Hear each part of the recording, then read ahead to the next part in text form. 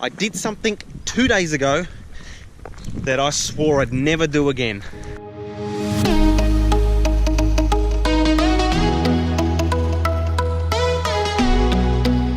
This is a take 2 of a video that I tried to do the other day. So here's the story. Recently I upgraded to the Samsung, the S8 Plus from an Apple device. And I wanted to test out for the first time DJI GO app was like on the Samsung device. I've been Apple all my life, swear by Apple, but the recent Apple keynote got me a little peeved, and so therefore I decided to go to Samsung. So I came out the other day. Long story short, I'd forgotten the password for the Wi-Fi, so I struggled even connecting to the Phantom. After half an hour of YouTube clips and videos, I finally figured out how to reset the Wi-Fi link from the Phantom to the controller. Reset that, new password connected, started flying, but the image coming through to the phone was real glitchy and stilted. Wasn't anywhere near as smooth as what Apple used to be. I couldn't figure it out. So I tried downgrading and adjusting all the settings, the visual settings on the phone. So I mean, I've got this thing set to absolutely max, ultra high definition. Took that down to 1080, took that down to 720. Didn't make much of a difference. Slight difference, but not a huge difference. After playing around with it for an hour, I probably got 10 minutes of drone footage, and the rest of the time was me trying to figure out a Wi-Fi password and how to get it so the footage was smooth on my phone.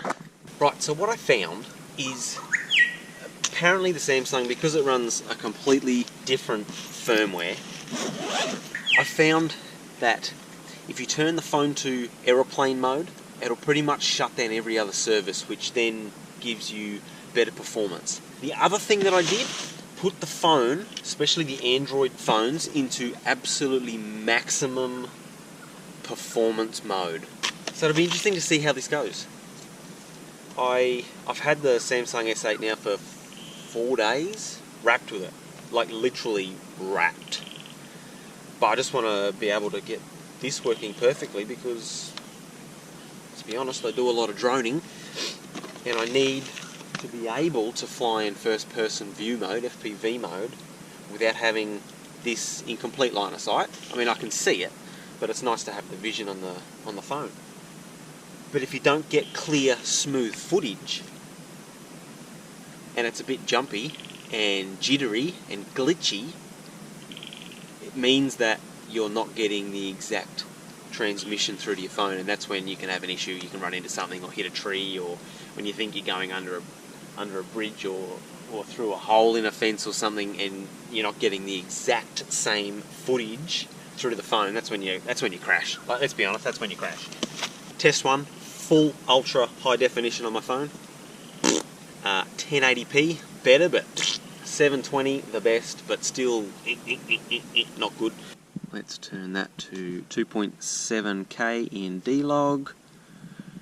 Seems to be fairly smooth.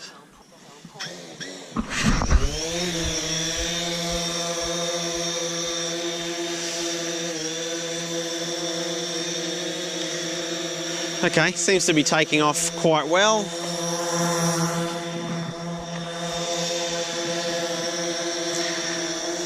So let's test it out.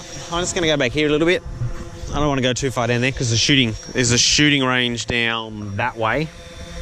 But let's test it out. So I'm just going to fly up and down here, ran over the fence. Let's see if it's smoother. I really hope it's smoother, otherwise I'm going to have to go back to the drawing board.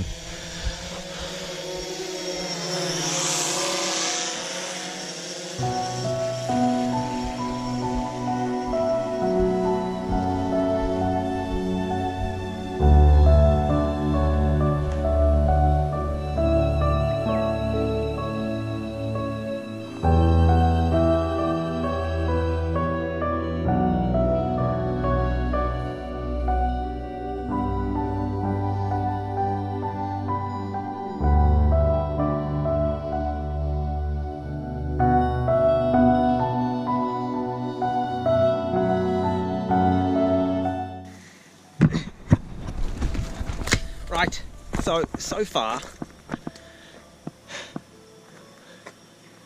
look, so far it's not as good as Apple.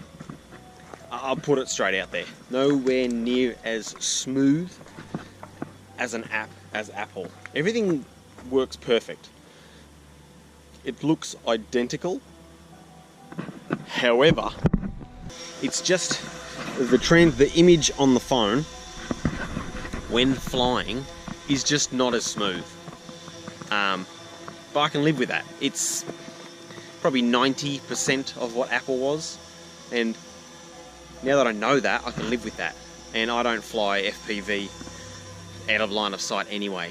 So I'm gonna test now the follow me function. I'm gonna wander around here and see if I can't get it to follow me. Right, I'm in follow me mode now. So to be honest, I could never get this to work on the Apple. Never. Just would never ever work. And it seems to be working perfectly.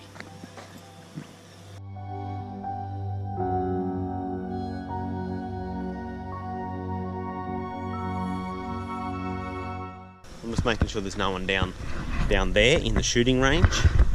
It was blocked off anyway. But this is working perfectly. So the Phantom 3 standard uses the GPS signal from the remote. Now my battery's low. Okay, I'm gonna have to go back, bring it back in, put the other battery in.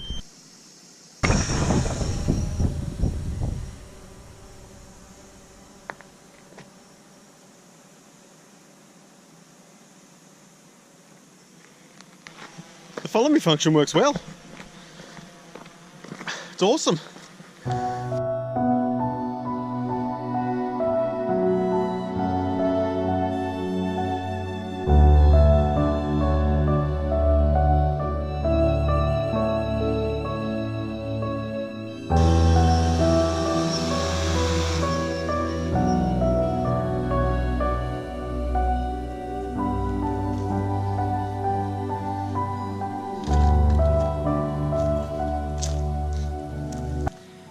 Samsung S8 Plus from the iPhone 7. I'm happy.